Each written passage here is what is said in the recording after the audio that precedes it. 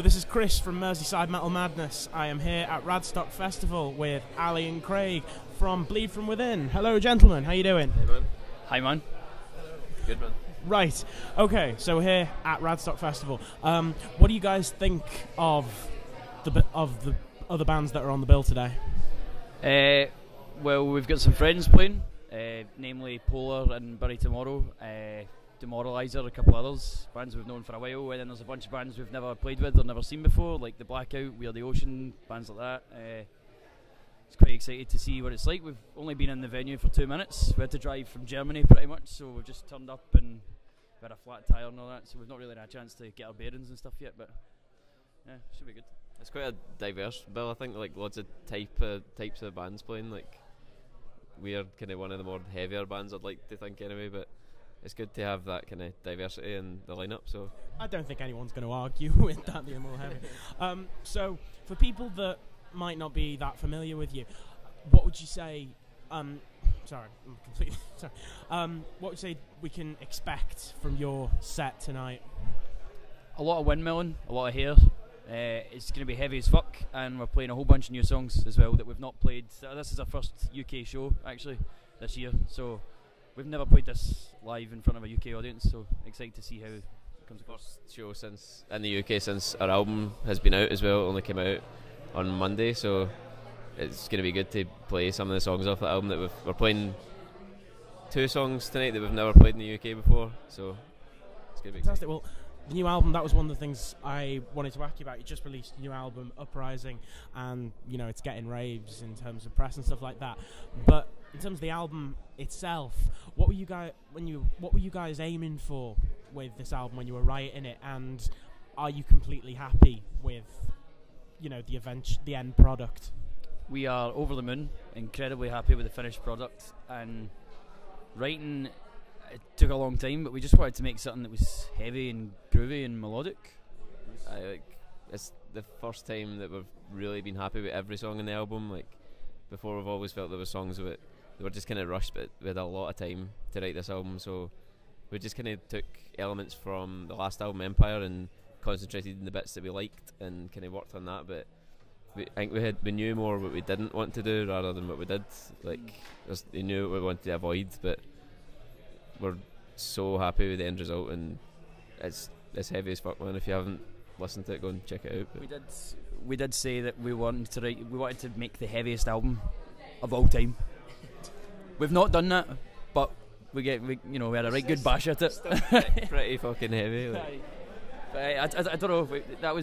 We wanted it to be heavy, but at the same time, when there's like an instrumental track and stuff on there as well, and we experimented a lot with like loads of harmonies and soaring guitar parts, things like that just kind of happened naturally, and they might not be the heaviest parts, but it was something different for us, and it was we're never going to have any singing in our stuff, we're just screaming all the time, so it's nice to have a bit of melody and through the guitars like that. It was cool as fuck.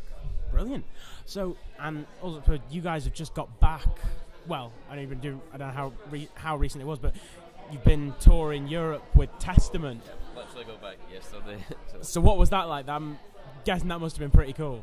Yeah, man, there's like huge stages every night, like 1,500 people every night. Like, it's not our usual crowd that we would usually play to, but that was the kind of challenge element for us, and we were looking forward to that. Like, it's trying to win a new crowd over, which is something that we've never really had that challenge before, but we loved it, man. It was, by the end of the set, people were headbanging and shit. Like, you could tell they weren't sure about it at the start, but I'd like to think we won a few people over on that. Definitely won. Testament are just one of those bands. Every single band we listen to has been inspired by Testament. There's a big 4 and then there's a big 5, and that 5 is Testament. They were talking about tours with Megadeth and Anthrax and stuff in like 1982. I was born in 1989. I'm just like, what the hell is going on here, man? Gene Hoglan was on drums. That's like a massive inspiration to me, and I was starstruck for the first 5 days. Couldn't speak to the guy, and he's so nice. He's just like, hey, brother. But sharing the stage with him was truly an honour, man. Like, we got them a bottle of champagne and stuff at the end of the tour, and just said thanks for having us and looking after us and stuff like that. But it brought out the best in us as a band as well. Like, just pushed us hard. Like, watching them every night and seeing the fucking professionals do it the way it's meant to be done, and we were like, right, we need to fucking up our game, So again, another reason why it's exciting to be back in the UK after all like that tour, you know. That's amazing. So, were there any particularly just insane, bizarre, mental moments that stick out on that particular tour? I don't know. Every night, like, we were on a bus with Giuseppe, the other support band, and every night everyone just got so drunk, man, and stayed up till like the early hours of the morning. So insane things happened every night on the bus. Just what happens on the bus stays on the bus. There's one for you. Like, the bus we had was quite old.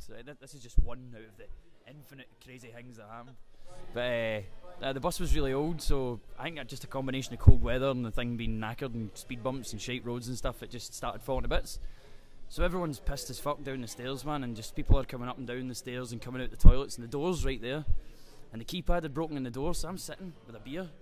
I'm just like, that's some draft coming in, man. We turn round, the door's just lying wide open, 80 miles an hour on the motorway, you know, and the door's just fucking there. I was like, oh my god! You know, everyone was just on lockdown. Like, fucking, our sound guy was sleeping at the top of the stairs. We were just thinking, what if he rolls down the stairs and just goes flying out the door?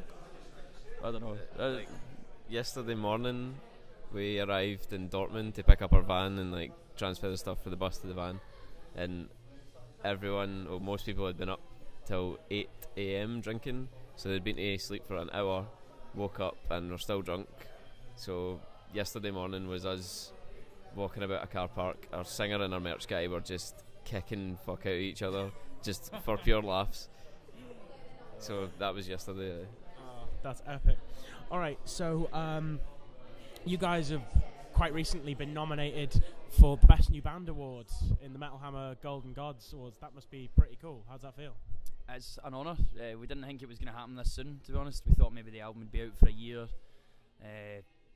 And then obviously we just got the shout from management, like, look guys, you're nominated for this, and we're up against some pretty stiff competition. Our friends in Bury Tomorrow and our friends in Crossfaith, and then there's Die Artist Murder and Upon a Burning Body as well. But we saw that list of bands and we're like, fuck, you know, we've got our work cut out for us here. So we're just hoping that, you know, we've got all our family and friends try to vote for us and stuff, but it is an honour. It is weird being nominated for Best New Band as well, because we've been a band for like 8 years, but we can see why, because we're kind of new in the public eye. We've never really had much press or anything. We can see why we would be nominated for Best New Band, but it's an honour. Like, hopefully, I mean, fingers crossed, but you know, every day go and vote. And also, I think next month, is it, you guys start off on your own UK tour, your own headline tour. You excited about that? Anxious, you know. We've never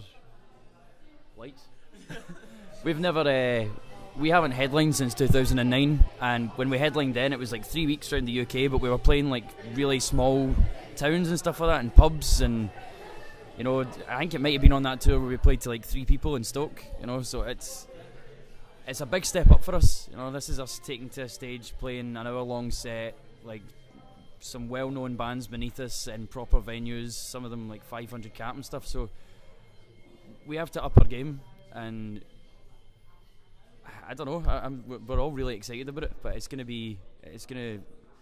prove a lot, I think, you know. We're out to prove ourselves. It's our first headline tour in 4 years, so for 4 years we've been playing half an hour sets on tours, doing things by other bands' kind of rules, but this is our tour and we can do what we want and play as many songs as we want now, so it's going to be good to just do things on our terms for the first time in 4 years, and I'm excited just to play some new songs and hopefully see some familiar faces and some new faces. So okay, so my last question before I stop annoying you and go away. After the UK tour is done and dusted, what are your plans then? What sort of things have you got lined up in the future?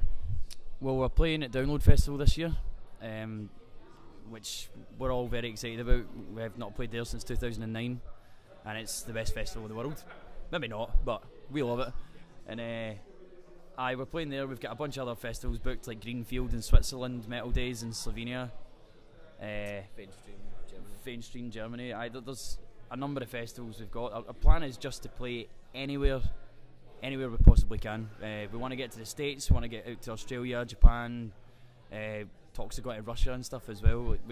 we don't want to stop touring. We want to make sure that this album gets heard in like every part of the world, man, and just get our name out there. 100%. What he said, just want to play it to as many people as possible all over the world, man. Like, that's fantastic. Well, guys, thank you so much for talking to me. It's been great. This is Chris from Merseyside Metal Madness here at Radstock. Cheers, guys. Cheers.